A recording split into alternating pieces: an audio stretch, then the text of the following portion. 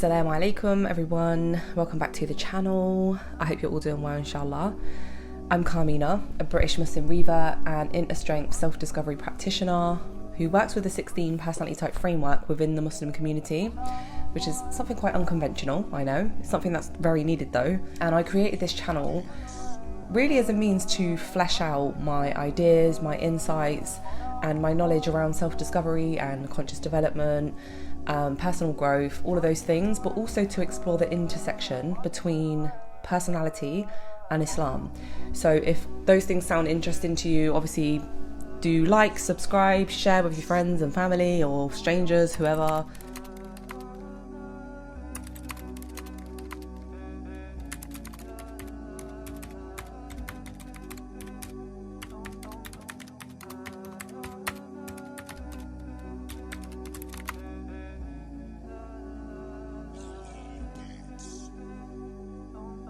To be honest, I'm going to be real with you. I could genuinely listen to you talk forever. You've got, I don't know what it is, but you've got an amazing voice. I think that you genuinely should be doing podcasts and discussing. You come across so articulate and also still quite, I don't want to say ghetto, but obviously real, just real. Do you know what I mean? So yeah, don't hold back. I think you're definitely on something there. That's my opinion. I think you just come across very, very well and forthright, direct, honest, real, ticking all the boxes for a '1 global podcast here. Don't hold back this year. So I actually uploaded this video yesterday. And I was listening. Don't ask me how I didn't realise when I was editing the video, but I had to re-record the introduction to this video because not only did the sound quality sound quite terrible, but I realised that I recorded the video when I was feeling a bit riled up about something. And I'm definitely not going to be doing that again because it was like my annoyance was coming through quite strong in the video, and it's not the type of energy that I was trying to give. You know, I just, I'm naturally quite a fiery person. Well, generally I'm quite laid back, quite easygoing. But when something annoys me, I get really fiery, and I don't know, I just have there's a switch that kind of goes off and I'm just like a different person. And I think we all have that in our own way. But for me, I just tend to come across real fiery and real, just passionate. But it can also come across really sarcastic, and that's what I noticed in yesterday's video. So it wasn't until I went to Sainsbury's in the evening and I was watching the video. I wasn't watching, but I was just listening to it in the headphones, and that's when I realised this sounds really bad. I sound obnoxious as heck and I sound really sarcastic, but people aren't going to know why, and so I had to just delete the video and just re-record the introduction. I've noticed something about myself. I tend to get quite defensive, fiercely defensive about my values, but what's interesting is that my values, they usually extend out into the wider community. And so I don't get personally offended. Somebody could say, "Oh, you fat whale," and I'll be like, "Oh, I love whales." I don't get offended personally. But if somebody is, crossing the boundary of my values that connect to society or the wider community, if there's someone who's gonna try and cause a bit of corruption, and that's just not me speaking as a Muslim, that's me speaking as someone who can see how society runs, and what's going to benefit society and what's going to harm it. Of course that's going to be rooted in my religious values anyway, but just as a person, naturally I get fiercely defensive about the wider community. I think one of the main things that I do get really riled up about is just knowing that people make judgments without having accurate understanding. When people speak without knowledge, or when people try to project their personal opinions and apply it to an objective reality, if that makes sense.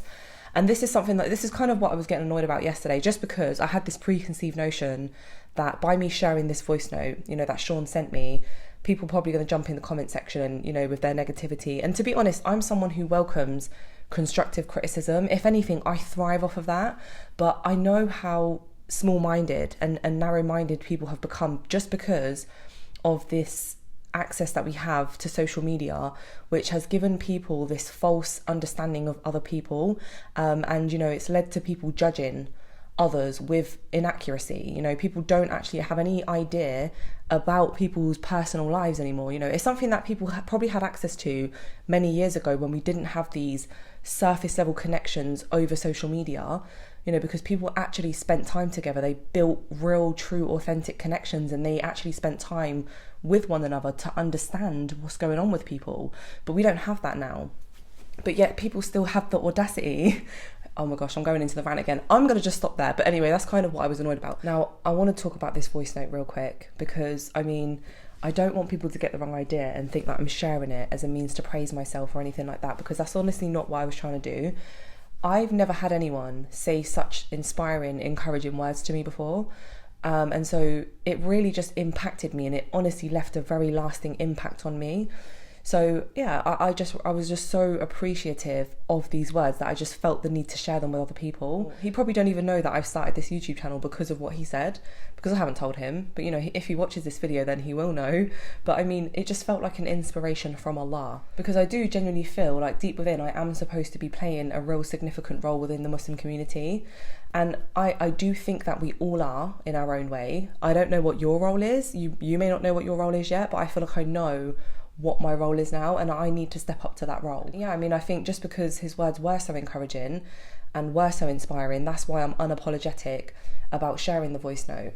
I think when you're someone who's so private, like myself, it's very easy for people to misjudge and to underestimate you. Not misunderestimate, but underestimate you. And not only that, not just because you're private, but because, again, the whole social media thing, people having this false sense of understanding other people or false sense of insight into other people's lives. Anyway, I'm not going to go back into the rant. I'm not going to go there. No, let's move on. So today I want to explore something with you guys, and it's a connection between some concepts within modern typology, as defined by Carl Gustav Jung, who was the founder of personality psychology, and a narration that was mentioned by the Prophet of Islam, sallallahu alaihi wasallam, over 1400 years ago, where he said something very powerful and something really significant about the nature of humans, which was in a very simple statement actually.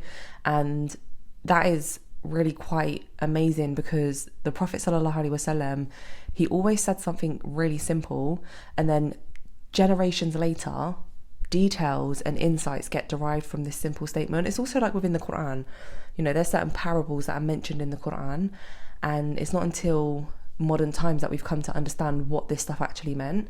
And I think this hadith that I want to explore with you today is kind of one of those things where we're going to start really understanding and having the ability to derive really deep insights from this hadith based upon what we know now in terms of scientific based insight into human psychological functioning.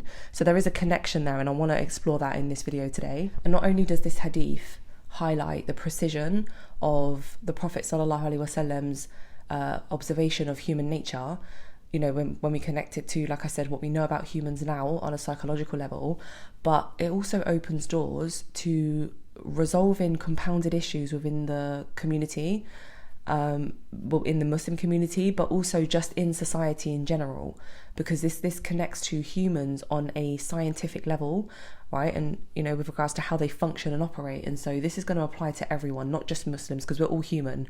We're not all Muslim, but we're all human. And so this is something that can extend out of the Muslim community and benefit both Muslims and non-Muslims. So yeah, do be sure to stick around to the end, because I'm going to tell you guys how you can start connecting with this core inner self, this organic pattern of your nature that Allah has created within you. Is something that's been predisposed from birth.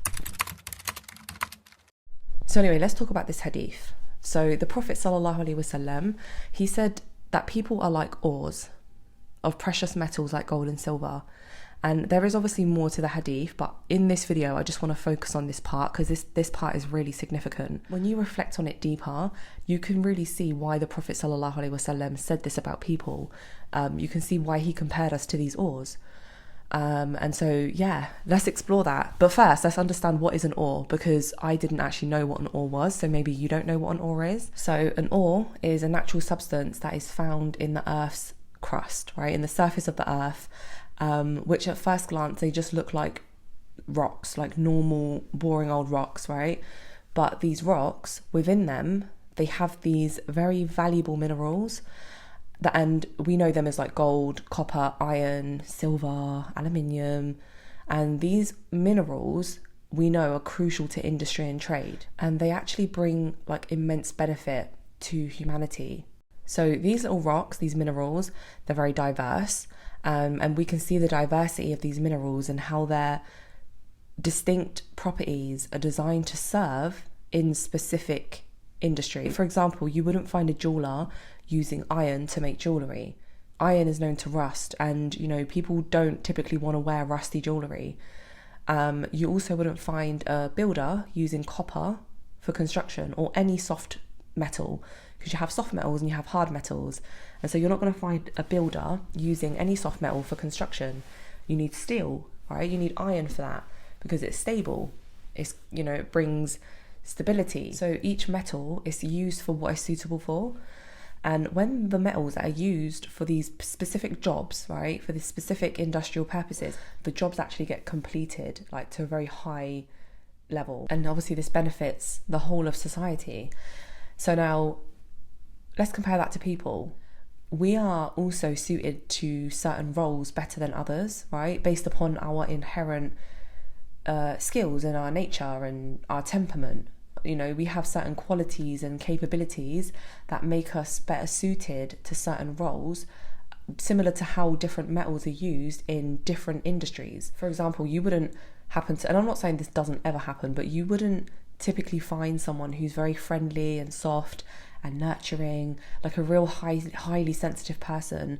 You wouldn't find them thriving in a role that requires them to be emotionally dismissive and tough on people and harsh. It just doesn't suit their nature. They would not thrive in a role like that. You can't imagine someone who's very energetic and very action oriented and highly practical. You can't imagine putting them behind a desk where they have to sit still for hours on end. That would drive them insane. Like my dad's like this. My dad, I call him Tigger. Well, I don't call him Tigger, I call him Dad. But he is so bouncy. Like he is always on the go. I mean, the man's 57 years old and he still rollerblades in Hyde Park every Sunday. And he said his fear in life is getting so overweight that he can't move. And when he said this to me before, I used to think, your fear is getting overweight. Like, how can you be afraid of getting overweight? Like, I never understood it, not until I started to understand personality psychology, and it made sense that, okay, my dad's someone who is he's very pragmatic, and so if he became overweight, he wouldn't be able to do the things that he does, right? The things that he loves to do, he would no longer be able to do them. So it makes sense. And you know what's funny? It's like I said to him at the time, I said, I think one of my fears in life is losing my mind, right? Going insane. That is probably the thing that I'm scared of the most. Like, I don't want to, may Allah protect us, I don't want to go insane and have dementia or Alzheimer's, may Allah protect us. Like, that scares the heck out of me. And the reason why is because I'm someone who thrives off of logical analysis. Like, I need to understand things. I don't know what it is, but it just does something for me. To understand this world that I'm in, it's very valuable to me. And to lose that, oh my gosh, I can't imagine myself, I can't imagine my life without my sanity. I'd rather die. So there are certain areas of life that are designed for people with a certain nature. So again, we can clearly see why the Prophet ﷺ said what he said. Metals being used for what they're suitable for, it leads to effective results, which everybody benefits from, subhanAllah, The same goes for people. When you put people in the roles that they are naturally good at doing, that not only do they thrive, but they also make things run a lot smoother. Can you imagine oh gosh, I've got a story. So when I started secondary school, I'll never forget this teacher. His name was Mr. Steen. He was a maths teacher and he was so scary. I remember vividly, he chased this girl down the stairs. Her name is Kimberly. I don't know what she was doing. Obviously she was misbehaving, but he chased her. I just saw her come flying through the double doors. And then I saw Mr. Steen, and I was bunking my class, and so obviously I saw Mr. Steen and I ran. But I could hear him. He was American. He was in the military. Don't ask me what the heck he was doing as a teacher. Again, it's not a role that suited his nature. But yeah, I saw Kimberly, because I was like peeking through the doors, and I saw Kimberly run into the toilet, and he was like, "Do you think I'm scared to go in there?" He went in there, and I could just hear this banging around, like this thumping. And obviously after everything calmed down, I don't know, he must have left, but I saw Kimberly, her arm was red, like he'd gripped her up in the toilets. I couldn't believe that he did that, like some fully grown man from the military, right? He was American, scary as heck, and he was a maths teacher. It just wasn't right. Like, it just was not right. He should have been in the SWAT. And so from that, you know, you can see that this would have a negative impact on this girl, right? When you're having to deal with people who don't naturally fit a particular role, it can mess up the system of things, right? And it can have an impact on people that just doesn't allow for things to run smoothly, you know, not as smooth as they would had the person been suitable for the role. When people are put in the positions that are suitable for them, again, it benefits the whole of society. The problem though is that most of us are unaware of this inherent nature that we have and how we've been divinely crafted to function and operate in this world as an individual. I mean, like separate from another person. And because we don't understand this inherent nature that we have, we don't always know where to apply ourselves in a way that we can be truly effective. We don't. We tend to, you know, we end up making unconscious life decisions that keep us stuck. Not all the time, but, you know, in the case of a problem, if we're speaking in terms of things being really terrible, then yeah, it would be because we're making unconscious decisions just because we're operating on autopilot a lot of the time, driven by external factors that don't always align with our inherent nature and definitely don't always fulfill us internally. And it's so easy to fall into this trap because our perceptions are being heavily influenced by people. I mean, we've seen the evil that's going on in the world and how we know what's happening, right? So these people who want to gain control over the world and over the populations, they don't want us to understand the inherent value that we already have just by being ourselves. And so there's always this pressure to adopt skills or even a persona that isn't natural to us and isn't in line with our nature. For example, if I was to tell you now, yeah, just picture a person who seems to be well put together. What comes to mind? Because I'm going to assume not yourself, right? Even though you are naturally put together, you are naturally organised by nature, you just don't know it yet. But I'm going to assume that you thought of someone who is externally organised, someone who is impeccably dressed, eloquent, punctual, has a 10-year life plan, exudes confidence and reliability, right? And I'm not saying this is not a well put together person, but I do think it's important that we acknowledge our collective bias towards this type of portrayal. These people who tend to be well put together externally, their weaknesses aren't always evident. You know, in the chaos that they have in their lives, it's usually hidden from other people. So it's very easy to be influenced by such admirable qualities it is, because we can only see the surface level stuff. We can only see what is presented to us. And we might even find ourselves feeling inferior, even though the areas of weakness for this person who is externally flawless may be areas of strength for us. You know, maybe they are iron and you are diamond, supposed to just serve in different areas of life. And this is just an observation that I've made. You know, people who display their strengths so evidently and hide their weaknesses, they may become regarded as these authoritative sources of advice on how to become well put together or, you know, how to achieve a similar level of well put togetherness.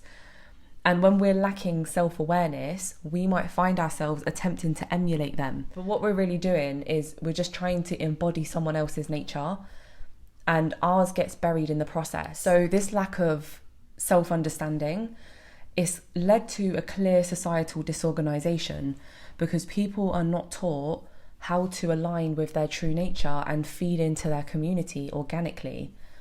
And because we're not encouraged to understand how we operate and understand ourselves on an intrinsic level, it's very easy to end up living a lifestyle that you're not happy with. You know what's really sad is that many of us are only familiar with a tiny fraction of who we are. And this is actually a barrier of entry into reaching the true potential that we have as human beings and honing in on the qualities and the capabilities that are deeply hardwired within us. Allah subhanahu wa ta'ala, He's designed us differently. You know, we each have our own temperament and our own nature, and we really need to start connecting with this natural temperament that we have rather than trying to embody someone else. And by the way, that happens unconsciously. I do it as well. Like, we all do it. This is part of our nature. This is just how we are as humans. We naturally, like I said, we don't question our perspective. And we normally, what happens is when we see someone who has certain characteristics and strengths that are weaknesses for us, we naturally get inspired by that, right? And then so we feel the need to try and do things the way they're doing things, even though we're inherently terrible at it, right? So yes, you get inspired by people. However, there is a certain way, there's a methodical approach to developing the things that you're not very good at doing, and people are just doing it wrong. They're trying to develop their inherent weaknesses and turn them into strengths, but that would make you a walking contradiction. Like, there's a reason you have certain strengths and there's a reason you have certain weaknesses, and trying to turn your weaknesses into strengths would just make you a walking contradiction. You would no longer have the strengths that you have right now. And not only that, but it just doesn't work in reality. You cannot develop your weaknesses into strengths. Like, it just doesn't work. You have to have strengths and you have to have weaknesses, and they have to stay like that. You can't now suddenly turn your strengths into weaknesses and your weaknesses into strengths. It just doesn't work. Like, if you're someone who is very logical, you now can't become dumb. Do you understand what I'm saying? Like, you just can't, unless you've got dementia or something. And even that's not a conscious decision. You are never going to find a bee trying to be like an ant. You will never see it happen. Well, not only because a bee isn't an ant and an ant isn't a bee, but let's just say, for argument's sake, they were each designed with a unique temperament and with specific capabilities so that they can fulfill their roles within their respective colonies, right? And even amongst the colonies, you'll see, amongst both the bees and amongst the ants as well, when they have like an ant that isn't performing to the level that it should be, they actually get destroyed by the other ants. So they don't play about. Like, they want people to be doing their job properly and effectively, because they don't want the corrupted ones corrupting the other ones. But humanity is just corrupted now anyway. But I mean, this is literally why you see such perfection within the beehive, and within the ant colonies as well. Like, look how they operate. Look at what they do, subhanAllah. Not just that, but the precision within, like, for example, when you look at the details, how the bees use a hexagon for the little homes that they build rather than a circle, because they know instinctively the hexagon is the most effective shape to use, where no space gets wasted. And think about the little ant cities that these ants build underneath the ground. SubhanAllah. They operate at their peak because they are in alignment with their true nature. And I know humans are a bit more multifunctional. We're not just limited to creating honey or maintaining a nest, of course. So humans we're capable of a variety of tasks and roles and stuff like that. But that doesn't mean that we weren't designed with a natural predisposition that allows us to operate at our most optimal level when we're in alignment with it. And this is what actually brings order within the societal ecosystem. Now, there is a couple of misconceptions that I just want to clear up real quick. And I think it's really important to talk about that in this video, seeing as I'm talking about individuality and personal differences, because I've wanted to address this for a very long time, because there is a common belief in the Muslim community that personal growth, and I've heard this a few times actually, personal growth is just thinking of yourself, and it detracts from community life because people just start to prioritize their own personal growth over the collective harmony. Now, obviously, because we prioritize unity in Islam, people have got these misconceptions about personal growth. And I think it's actually rooted in this misconception between individuality and individualism. In Islam, we don't promote individualism. You know, it's a self-centered approach, one of the tools of shaitan actually, which sows the seeds of dissension among people. Individualism is a call to the self at the expense of other people, right? So it's a disregard for anyone else's opinions and perspectives. People who have this individualistic mindset, they have superiority complex. You know, they just belittle everyone else's ideas, kind of put themselves on a pedestal. This is individualism. Right? This is detracting from the community, and it's with individualism that actually causes this separation and hinders human advancement as well. But individuality, understanding individuality, is actually about understanding how you are different from other people and recognizing your uniqueness, but also appreciating the uniqueness of other people as well. and acknowledging the commonalities and the differences among people, learning and growing through personal differences as it relates to our strengths and our weaknesses, understanding our different experiences and the lessons that we've learned from that and how we can learn from others, right? So this is understanding yourself separate from another person. It's not something that's going to cause disunity, unless you yourself choose to become individualistic with your newfound sense of self-awareness, right?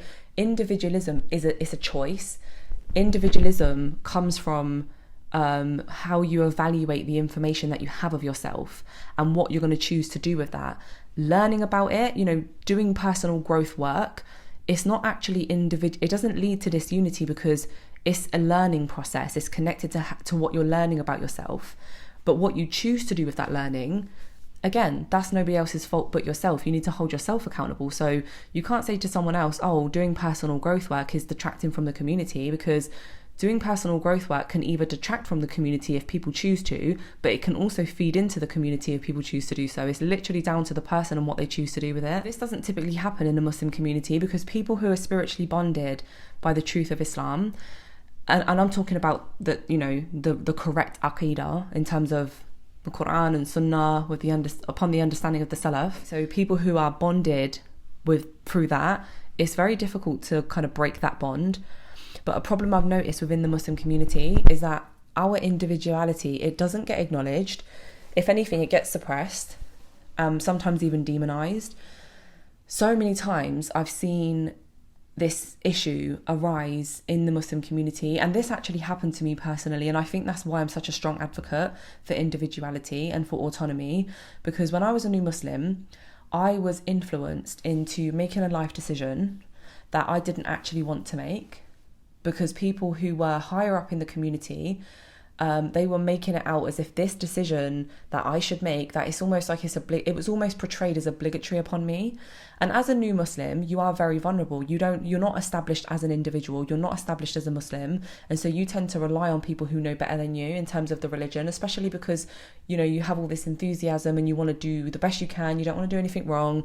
You want to please Allah. So you're very vulnerable and you're very naive to people's advice, right? Even if they're well-intended, you're still very naive and you're still very vulnerable. And so me making this decision that was influenced by other people, I am now facing the consequences of that decision. And these consequences are lifelong consequences. And they're not just affecting me, but they're also affecting my children, and they're affecting other people as well. So no doubt, Muslims, this is one thing that we need to understand. We can't project our personal biases onto people and portray it as being from the religion to do so. This is what we need to stop doing this.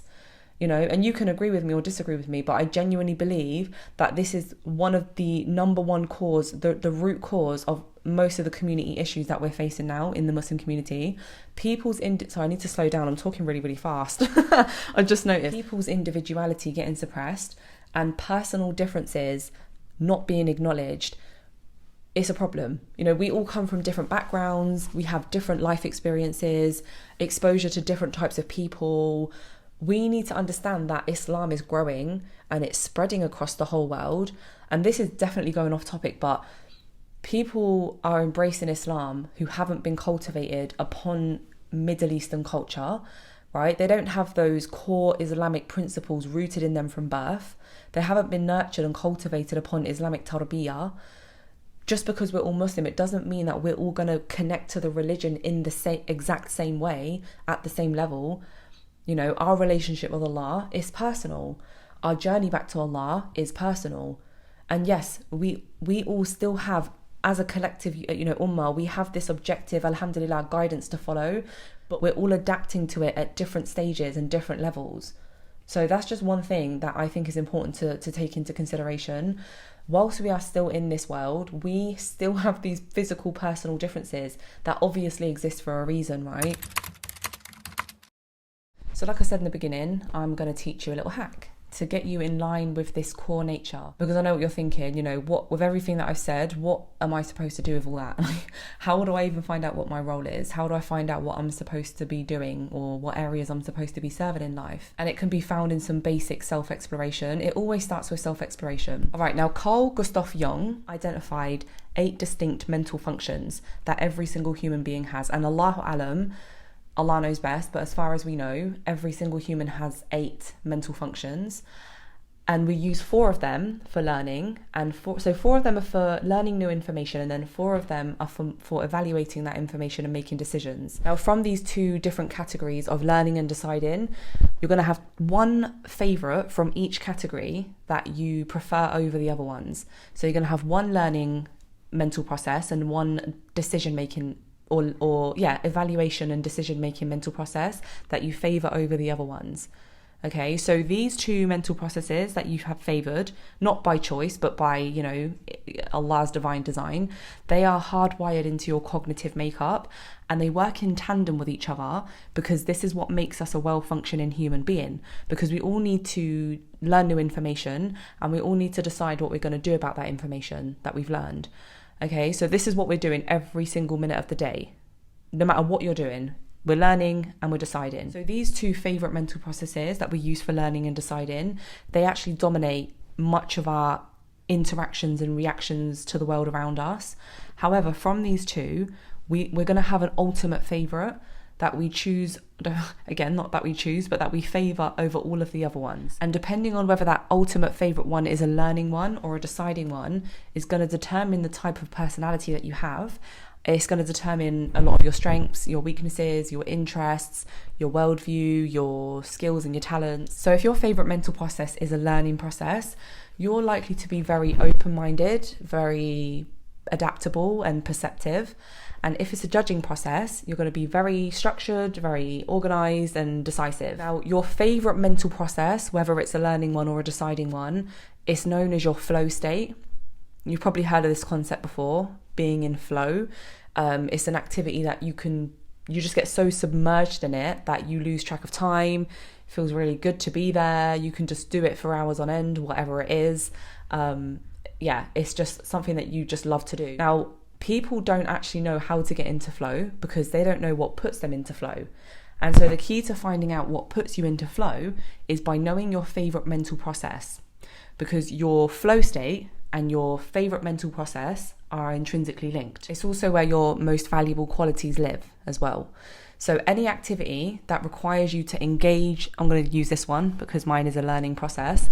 Any activity that requires you to engage that favourite mental process, you're going to have this natural confidence with it. You're going to be comfortable in this activity that engages that favourite process, because sometimes it can just feel like second nature to you. However, just because you have a favourite mental process that makes you naturally good at, whatever it engages in, it doesn't mean that you don't have to actively develop it, okay? Because a mental process is cognitive makeup. It's not physical activity. It's not you building physical skill. You do have to put in the work to develop that favourite mental process, because again, like I said, it's in your cognitive wiring. Your life may not have given you the opportunity to physically engage it, and so you may not have developed it to the point where you're using it with skill. So a lot of the time we do end up using this favourite mental process unconsciously, on autopilot, and sometimes it actually comes across as quite domineering. We tend to project it onto other people. So, just because we have a favourite mental process, it doesn't mean that we don't have to actively do things to strengthen and develop it. And one way to do that, as I said, is actively engaging in activities that, engage that favourite mental process, but also you do it by balancing it with your second favourite mental process. Because remember, you have 2, not 1. And these 2, you need both of them. You need the second one to make you that well-functioning human being. Because again, you need to learn and you need to decide. You need to do both. So doing just one is going to make you lopsided. It's not going to make you a full human being. So let's talk about this second mental process. It has a different purpose to the first one. It's not your flow state. The second mental process is your growth tool, okay? Because we always want to be here. We always want to be in flow. We always want to do what's easy and what's comfortable. And that's why we can stay operating in this favourite mental process for so long, because it's comfortable and it's easy. But by doing this, by staying in the first favourite mental process for too long, it actually limits us, because our flow state is usually connected to only one particular thing. And so when we have a tendency to hyper focus on one particular thing, we become quite narrow-minded and just a little bit one-sided. Sometimes we don't even realize it. And so we become unable to grow beyond that just because we want to stay comfortable, right? And again, this is all happening unconsciously. So developing your second mental process is high leverage because it has an opposite orientation to the first one, right? It gives you a different perspective on life, which makes you more of a balanced person. However, because your second function doesn't put you into flow like your first one does, what can happen is that we have a tendency to try and avoid going to or engaging in any activities that require us to use the second mental process. Okay, so this again happens subconsciously. It's not really things that we're in control of or are aware that are happening. This doesn't put you in flow. Your first one does. And so it doesn't always make you feel good to do it. So we can end up subconsciously bypassing it. When you understand the effect of just staying comfortable and you know the reward of getting out of it, you're more likely to push yourself. So if your favorite mental process is a decision-making process, like I said, you're going to be naturally more organized, structured, and decisive. And this means your second mental process is going to be a learning process, right? So what you need to do is you need to start getting comfortable with taking in more information. Because when you do that, the decisions that you're naturally so good at making will become more well-informed decisions. And so therefore, they're going to be more effective. Right? Your favorite decision-making process, sometimes it can drive you to just want to make decisions all the time and evaluate things too quickly before you have enough information. So you can make mistakes from doing that. You do need to learn how to get comfortable taking in more information. And it's not something that's easy at first, but obviously with time and with practice, it becomes easier. Now, if your favorite mental process is a learning process, again, like I said, you're going to be naturally good at learning and understanding and adapting. But you need to get comfortable with actually making decisions, right? Because there's honestly no point in having a buttload of information and knowing so much stuff if you're not going to do anything with it. What's the point in that? As someone who leads with the learning process, you're going to want to be able to look at things from all different angles. You're going to want to know as much information as you possibly can. Sometimes you can fear making a decision that isn't well informed enough. And I mean, we can go to extremes with that. And it can actually prevent you from making a decision altogether. And so you can also suffer the consequences of that by not taking action or not actually evaluating anything enough to just, I guess, make a decision, right? Or evaluating things properly. And so I guess all of your learning just kind of becomes a bit empty and a bit baseless. As humans, obviously we have shortcomings, right? And we tend to favour making decisions because it feels really good to get things done and to have things structured and organised, even if we don't know how to do it properly or even if it could be done better. Or we have a tendency to want to take in so much information, and this is me, by the way, taking so much information to the point where you don't actually get anything done. Because there's so many different ways you can look at things. There's so much to learn in the world. That's my excuse most of the time. This approach to self-discovery and, personal growth and development, as you can see, it's very technical stuff. And it's not just about the psychological, it's about aligning with the divine wisdom behind our creation. I think just recognizing these inherent God-given faculties and capabilities and getting in alignment with that, it's going to allow us to navigate our lives more effectively and make choices that are in harmony with our natural design as individuals. And so understanding those fundamental aspects of learning and deciding that I just spoke about, it will honestly open doors to not just opportunities, but a deeper comprehension of yourself and how you engage with the world according to how Allah designed you to. Not in accordance to how some other Tom, Dick or Harry wants you to, maybe because they want to cop a buck from your skills or something. So this is just the starting point for this journey that I want to take you guys on this channel. It's all very interesting, I know. I'm buzzing. I feel like, you know what? It's funny because all this information that I've given you has been brewing in my mind for I would say about 3 years now, and I've actually done something with it. I made the decision to make a video, and now who knows where this is going to go, who knows. But anyway, let me know if this sounded useful to you, or if it just sounds like a whole heap of psychological jargon and mumble jumble. I don't know, either way, it's all good. Give your feedback. I'm open to constructive criticism. But anyway, with all that said, be sure to like and subscribe and share with your friends and your family. We need to get more people on board. Let's understand the internal terrains of who we are. If you have any questions, feel free to send me a DM or, write a comment, whatever.